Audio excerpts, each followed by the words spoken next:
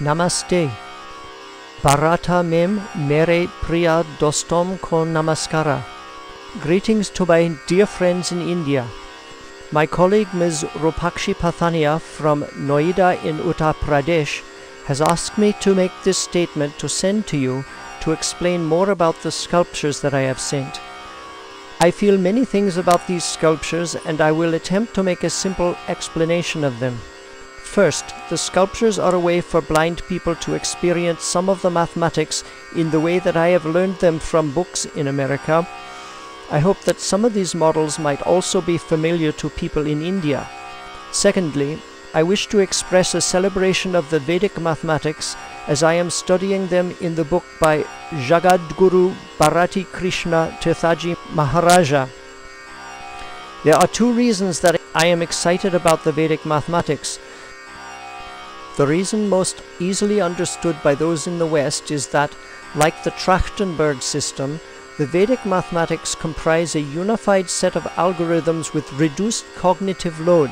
That is, as Ms. Rupakshi has explained to me, techniques for mentally retaining intermediate numerical results are absolutely essential for blind people to solve maths problems, and that Vedic techniques can help one to learn this. The other reason that I celebrate the Vedic mathematics is from my studies of the history of mathematics. We know that the idea of the numeral 0, one of the most important single developments in mathematics, was invented in India as early as the 1st or 2nd centuries before Christ.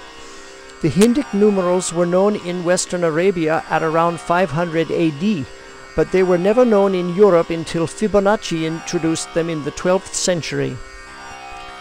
On the other hand, in the year 525 BC, the Greek philosopher Pythagoras was studying mathematics in Alexandria when Egypt was invaded by Cambyses II, king of Persia, and Pythagoras was taken captive to Babylon.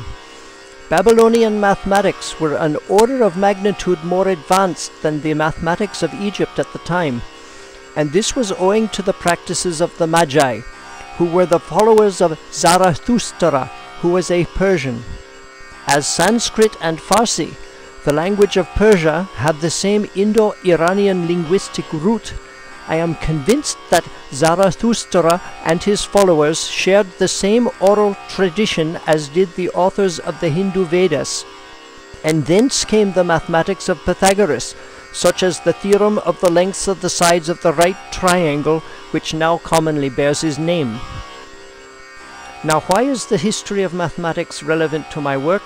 To answer this, I paraphrase Eugene Wigner, recipient of the 1963 Nobel Prize in Physics, in an essay he wrote in 1960 called The Unreasonable Effectiveness of Mathematics in the Natural Sciences. It is commonly accepted that the simplest theory is probably the most correct. It is now observed that mathematics describes the universe so exactly and in such an elegant fashion that mathematics almost seems to be part of the universe itself. In the case of string theory and metastring theory, this is observed to be true to a bewildering degree. And so, this situation puts us, as modern humans, on the same footings as the ancient ones. And modern scientists such as Eugene Wigner ask the question, was mathematics a human invention, or was it a discovery of the nature of the universe itself?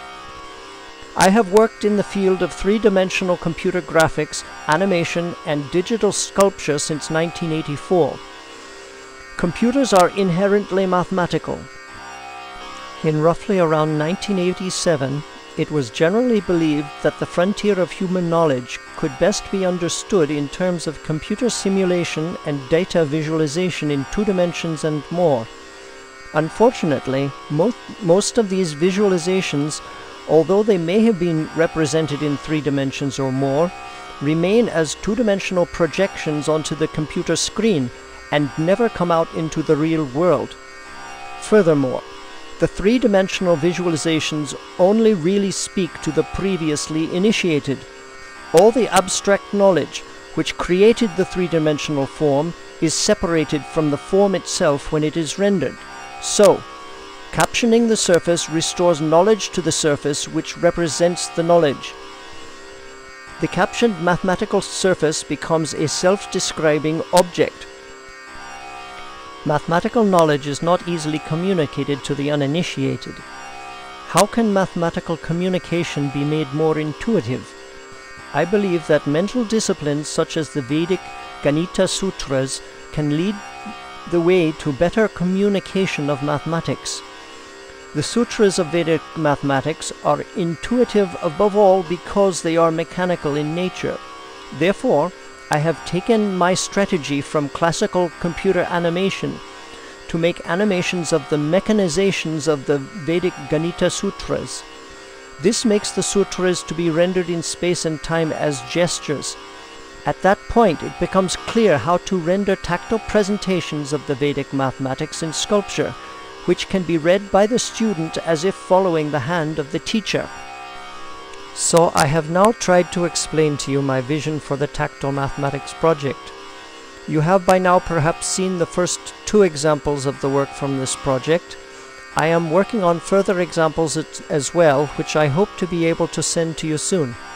I hope that you will have well understood the meanings represented in these sculptures, and I look forward to hearing your responses. Thank you. Dhanyavada. Namaste. I am Stuart Dixon.